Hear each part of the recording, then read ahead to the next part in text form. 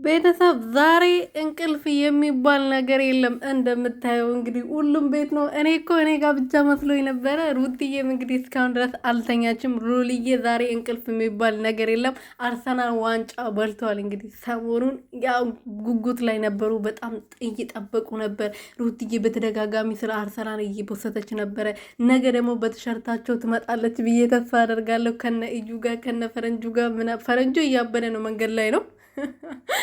ወይኔ እናቴ ድረስ መንገድ ላይ እያበደ ነው ፈረንጁ። እዩ ቤት ውስጥ አይደሉም ማለት ነው፣ ውጭ ላይ እያበዱ ነው። ይመቻቸው፣ አቦ ትመቻላችሁ የምር ማለት ነው። ሩትዬም እንግዲህ አዋዩ ሌላው አርሰናል ዋንጫ ሊበላ ነው ብላለች። እና በልተዋል። እንኳን በላ። ኦ ማይ ጋድ እንኳን ደስ አላችሁ እና ይመቻችሁ። ሩትዬ እንግዲህ ዛሬ ቤቷ ውስጥ እያበደች ትገኛለች ማለት ነው። ኳስ እያየች ነበረ። ዋንጫ ከተበላ በኋላ ብሩኬ 5 6 7 8 ይሆናል ቪዲዮ የለቀቀው ማለት ነው። የአርሰናልን ብቻ እያበደ ቤት ውስጥ